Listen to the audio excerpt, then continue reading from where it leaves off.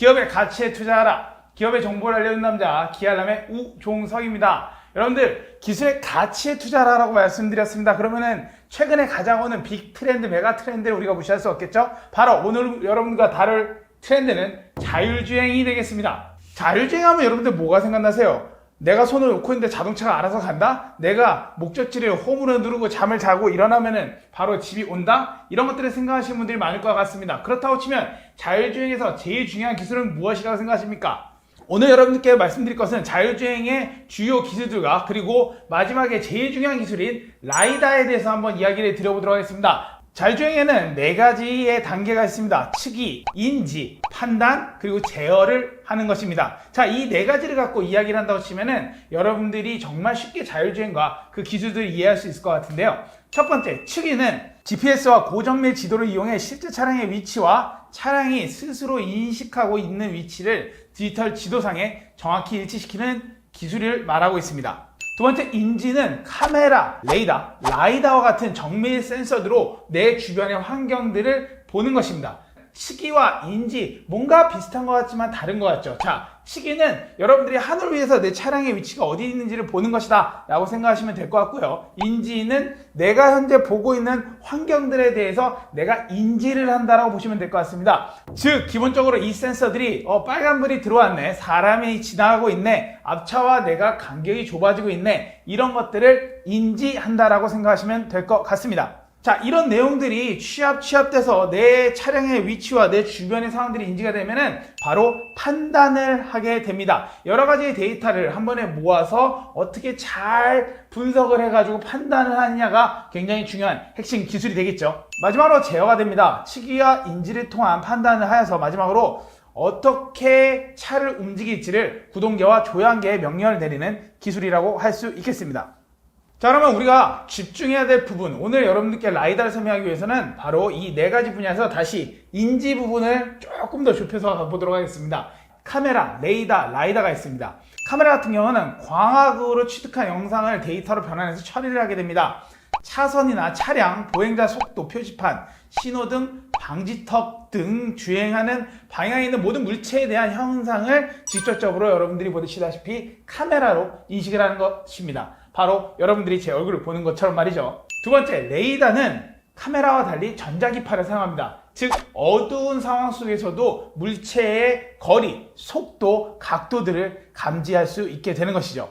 자, 그러면 레이더와 라이다는 과연 무엇이 다르냐? 라이다는 레이더와 다르게 펄스 레이저라는 것을 이용해서 사물을 인지합니다. 레이더 같은 경우는 사물의 거리, 속도, 이런 것, 각도를 판단하지만 라이더 같은 경우는 펄스 레이저를 통해서 사람을 3D로 이미지화 시킵니다.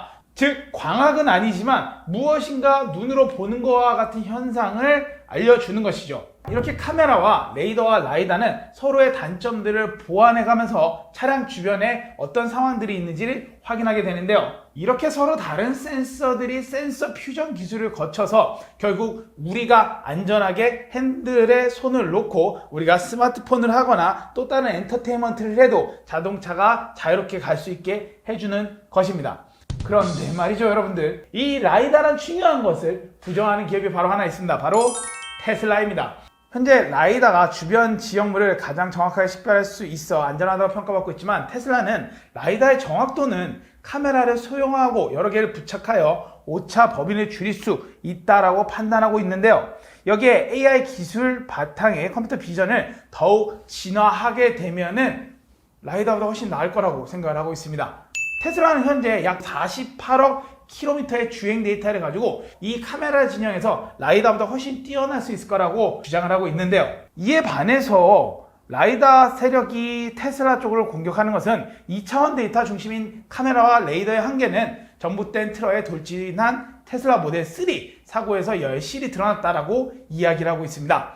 바로 이 트럭이 하얀색이었고, 이 하얀색 때문에 카메라가 하늘하고 트럭을 서로 오인하고 트럭을 하나의 사물로 보지 않았을 가능성이 있기 때문에 오작동이 일어났다라고 생각할 수 있겠습니다. 만약에 라이다가 있었다고 치면 하얀색이 중요한 것이 아닌 앞에 있는 어떤 물체에 대한 이미징을 하기 때문에 분명히 이 사고를 피했을 것이라고 라이다 진영에서는 주장을 하고 있는데요. 배터리에 대해서 머스크는 기존의 8개의 카메라에서 찍은 사진을 분석하는 방식에 오류가 많다는 점을 인정하면서 새롭게 적용한 방식에서는 카메라들이 비디오 형태로 라벨을 붙여 이를 동시에 3차원으로 분석하는 방식으로 오토파일럿을 근본적으로 다시 작성하겠다라고 이야기를 하고 있습니다. 앨런 머스크는 8월에도 트위터에다가 비디오의 엄청난 양을 처리하기 위해서는 분명히 추가적인 기술이 필요할 것이고 우리는 보조라는 것을 개발하고 있다라고 이야기를 하였습니다. 카메라들을 더 많이 달고 그 엄청난 데이터를 잘 처리하고 또 우리가 학습시키면은 충분히 라이다가 없이도 우리는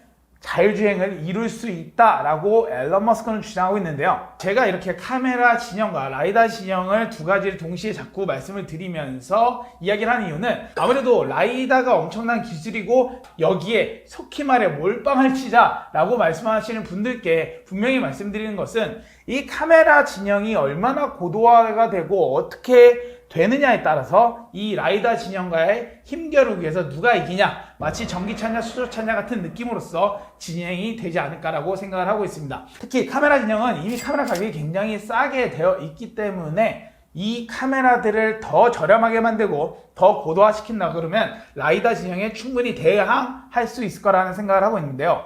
반면 라이다 측은 이미 2021년에 출시되는 레벨 3 자동차부터 적용이 시작될 거라고 합니다. 자, 그럼 다음 편에서 과연 라이다 세력, 라이다 기업, 라이다 쪽을 주장하는 사람들은 어떤 기업들이 있으며 라이다가 정말 얼마나 대단한 것인지에 대해서 기알람 우정석에서 함께 알아보도록 하겠습니다. 지금까지 기업 정보를 알려주는 남자 기알람 우정석이었습니다. 여러분들 같이 투자하세요.